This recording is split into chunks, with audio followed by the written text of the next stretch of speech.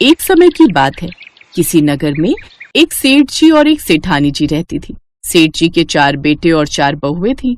सेठ जी लक्ष्मी जी के अनन्य भक्त थे। एक समय की बात है, सेठ जी से लक्ष्मी जी रूठ गई और उनके घर से जाते जाते बोली, मैं जा रही हूँ और मेरी जगह नुकसान आ रहा है। तुम तैयार हो जाओ, लेकिन मैं तुम्हें अंतिम भेंट जरूर देना चाहती हूँ। मांगो, जो भी इच्छा हो। सेठ जी बहुत समझदार थे।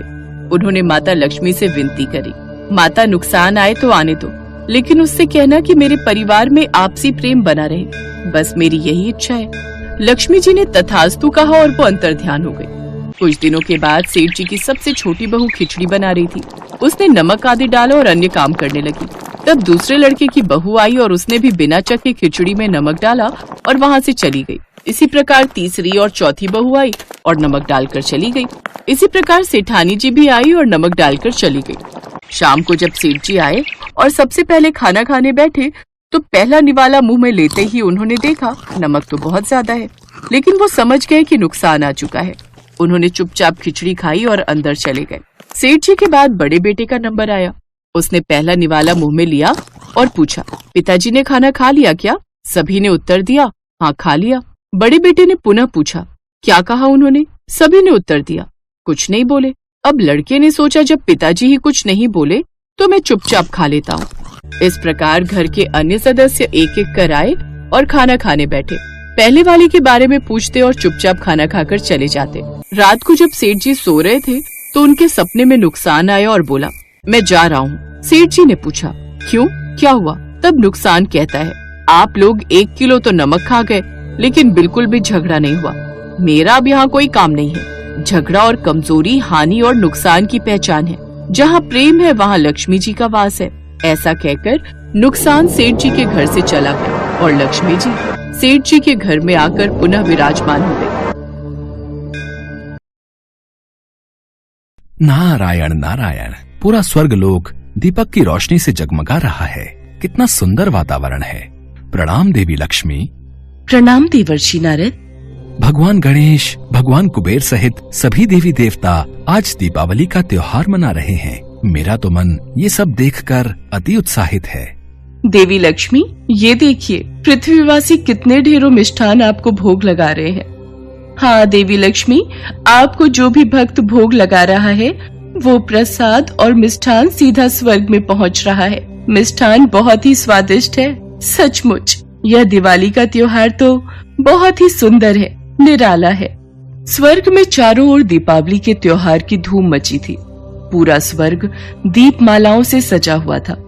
देवी लक्ष्मी, भगवान गणेश, भगवान कार्तिकेय, शिव पार्वती, भगवान कुबेर, देवी दुर्गा, देवी सरस्वती, प्रभु श्री राम, देवी सीता, लक्ष्मण तथा हनुमान सहित ब्रह्मा, विष्णु, महेश सभी देवी देवता दीपावली के त्योहार का आनंद ले रहे थे। देवी लक्ष्मी पृथ्वी लोक पर जाने लगी। आप सब देवी देवता दिवाली के त्योहार का आनंद लीजिए, तब तक मैं भगवान गणेश और भगवान कुबेर के साथ पृथ्वीवासियों को दर्शन देकर आती हूँ। पृथ्वी लोक तो देखने में बहुत ही सुंदर लग रहा है। दीपमालाओं की रोशनी पूरे पृथ्वी लोक पर जगमगा रही है। देवी लक्ष्मी, भगवान गणेश, भगवान कुबेर आज पृथ्वीवासियों को धन, समृद्धि और वैभव से परिपूर्ण करने जा रहे हैं। अब देखना यह है कि किसके भाग्य में ये मीठा फल ग्रहण करना लिखा है और कौन इस परीक्षा में सफल होता है। इसके पश्चात देवी लक्ष्मी, भगवान गणेश और भगवान कुबेर तीनों पृथ्वी लोक के भ्रमण के लिए और भक्तों को दर्शन देने के लिए चल पड़े। भगवान गणेश, भगवान कुबेर, हम तीनों अब रूप बदल लेते हैं ताकि हम अपने भक्तों की परीक्षा ले सकें। जो आज्ञा देवी लक्ष्मी। पर आखिर हम कहाँ जाने वाले हैं देवी लक्ष्मी? जो भक्त हमारा प्रेम और सच्चे हृदय से स्वागत करेगा, हम उसी के घर जाएंगे और उसी का उद्धार करेंगे। और वे तीनों रूप बदलकर साधारण मनुष्य की भांति शहर में भ्रमण करने लगे। हर घर में रौनक थी, सब तरफ खुशहाली और उल्लास था। धन वैभव से परिपूर्ण लोग दीपावली के त्योहार का आनंद ले रहे थे। एक घर में देवी लक्ष्मी का पूजन हो रहा था। आरती की आवाज देवी लक्ष्मी के कानों में पड़ी। ढेरों पकवान पूजा में रखे हुए थे। देवी लक्ष्मी ने उस घर का द्वार खटखटाया। सुनो जी, ये गुलाब जामुन, रसगुल्ले, बर्फी, पेड़ा देवी लक्ष्मी को भोग लगाओ ताकि वो खुश होकर हमें खूब धनवान करें और रात को हमारे घर आए। कहते हैं उन्हें अच्छे से खुश करो, उन्हें भोग आदि लगाओ तो वो दिवाली की रात को हमारे घर जरूर आती हैं। बहन, बहुत भूख लगी है, कुछ खाने को मिलेगा?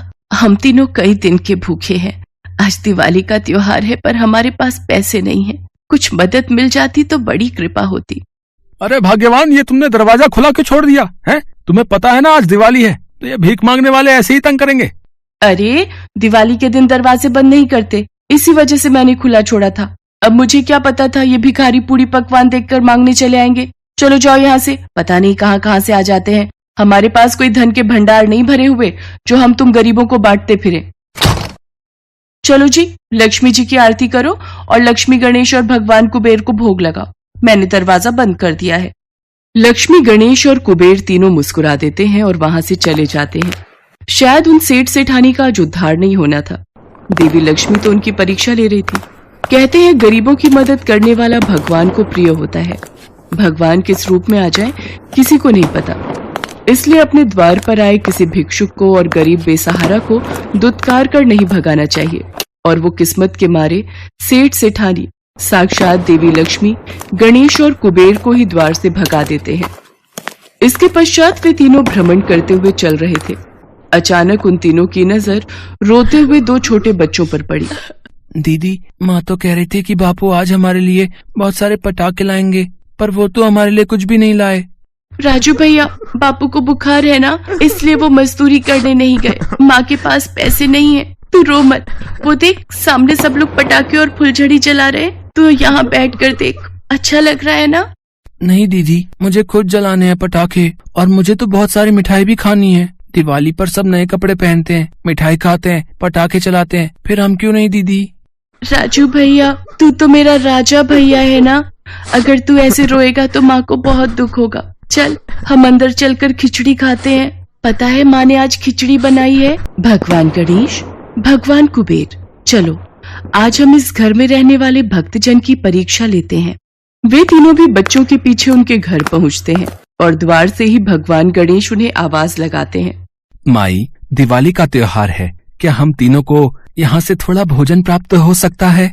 सुनो जी, लगता है द्वार पर कुछ लोग आए हैं और वो भूखे हैं। आप ये दवाई लो, मैं तब तक उन्हें देखती हूँ। हाँ, आज तो दिवाली का त्योहार है, आप लोग भूखे नहीं रहेंगे। मैंने खिचड़ी बनाई है और अभी पूजन में भोग लगाने ही जा रही थी। आप कुछ देर विश्राम कीजिए, मैं दिवाली का पूजन कर लूं, फिर आपको खिचड़ी का प्रसाद खाने के लिए दूंगी। हाँ बहन, कोई बात नहीं, तुम पूजन और आरती कर लो, तब तक हम तीनों यहीं बैठे हैं। सुमित्रा, उसके पति और दोनों बच्चे माँ लक्ष्मी, भगवान गणेश, भगवान कुबेर और सभी देवी देवताओं की मन से आरती और पूजन करते हैं। प्रभु की लीला भी कितनी न्यारी है। आज साक्षात तीनों देवी देवता उस पूजन में वहां बैठे हुए थे। उसके पश्चात सुमित्रा खिचड़ी का भोग लगाकर उन तीनों को खाने के लिए खिचड़ी देती है। क्षमा करना अतिथि देव, आज प्रसाद में सिर्फ खिचड़ी ही भोग लगा पाई। क्या करूं, मेरे पति की तबीयत कुछ दिनों से ठीक नहीं है, इसलिए वो मजदूरी पर नहीं जा सके। मैं तो दिवाली पूजन में देवी देवताओं को लड्डू मिष्ठान का भोग भी नहीं लगा सकी। सुमित्रा की आंखें आंसुओं से भर जाती हैं। देखते ही देखते तीनों देवी देवता अपने रूप में आ जाते हैं। अपने सामने साक्षात देवी लक्ष्मी, भगवान गणेश और भगवान कुबेर को देखकर सुमित्रा और उसका पति चौंक जाते हैं। सुमित्रा, तुम ही तो चाहती थी कि आज हम तुम्हारे घर खिचड़ी का भोग खाने के लिए आए। देखो, तुम्हारा खिचड़ी का प्रसाद स्वर्ग में सभी देवी देवता प्रेम पूर्वक ग्रहण कर रहे हैं। और वास्तव में सुमित्रा का भोग लगाया खिचड़ी का प्रसाद स्वर्ग में सभी देवी देवता भी आनंद पूर्वक खा रहे थे। सुमित्रा, तुमने प्रेम पूर्वक हम तीनों का स्वागत किया है, इसलिए हम तुम्हारे घर से ऐसे नहीं लौटेंगे। उसी पल तीनों देवी देवताओं ने अपने हाथ आगे किए और उनके हाथों में से सोने के सिक्के गिरने प्रारंभ हो गए। देखते ही देखते सुमित्रा की झोली सोने के सिक्कों से भर गई। धन के भंडार भरने वाली देवी लक्ष्मी, रिद्धि सिद्धि के दाता, वैभव देने वाले गणेश और धन समृद्धि देने वाले कुबेर आज उस गरीब की कुटिया में खड़े थे। सुमित्रा की खुशी का ठिकाना नहीं रहता। अब उसके पास सब कुछ था। उसके परिवार की दिवाली खुशियों में बदल गई थी। स्वर्गलोक के देवी देवता भी आज उन देवी देवताओं पर फूलों की वर्षा कर रहे थे।